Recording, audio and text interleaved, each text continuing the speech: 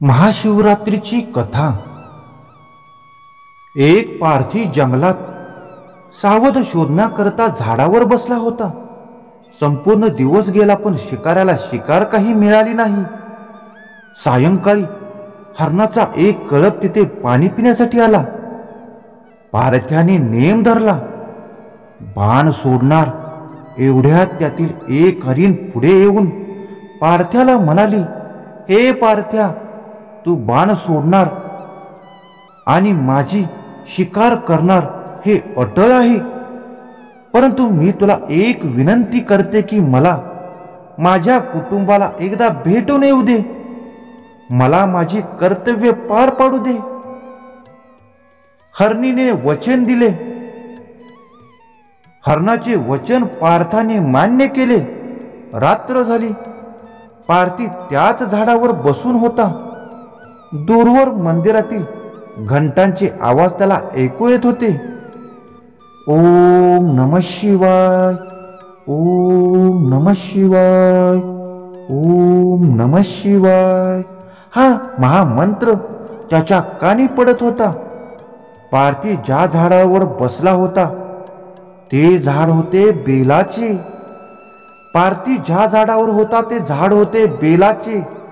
काय करायचे म्हणून एक एक बेलाचे पान तोडत आणि त्या खाली टाकत असे.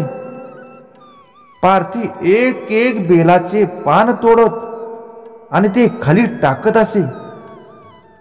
त्या झाडाच्या खाली होते ते शिवलिंग. त्या झाडाखाली होते शिवलिंग. त्या शिवलिंगावर ती बेलाची पाने नकळत पडत होती. त्या शिवलिंगावर पडत होती बेलाची पाने.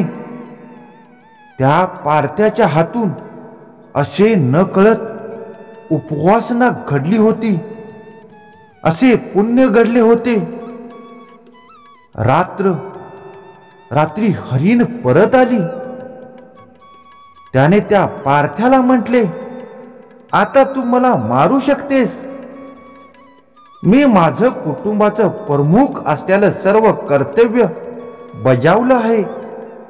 तेवढ्यात हरणी पुढे येते.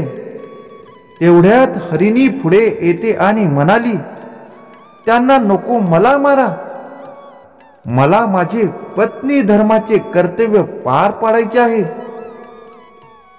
त्वरित हरिणीचे लहान लहान पिल्ले पुढे आली आणि म्हणाली, आई, नको नको नको, आम्हाला मारायला द्या.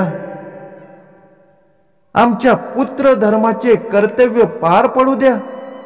हे सर्व पाहून पारथ्याच्या डोळ्यात अश्रू आलेत. हो, हे सर्व पाहून पारथ्याच्या डोळ्यात अश्रू आलेत. भोलेनाथांची कृपाच कामी आली.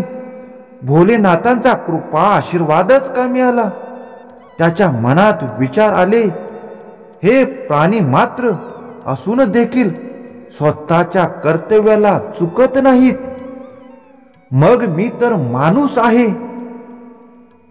मग मी माझ्या मानव धर्म का सोडू?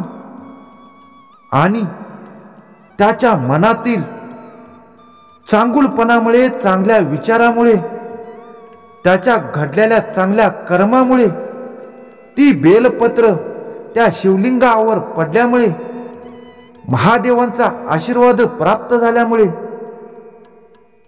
त्याचे मन बदलून गेले आणि त्याने सर्वांना जीवनदान दिले.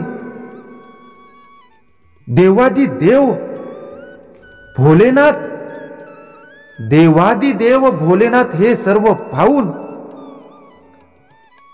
त्या हरणावर आणि त्या पारथ्यावर प्रसन्न झाले आणि त्या सर्वांना त्यांनी कृपाशीर्वाद दिला आणि सर्वांचा उद्धार केला म्हणून.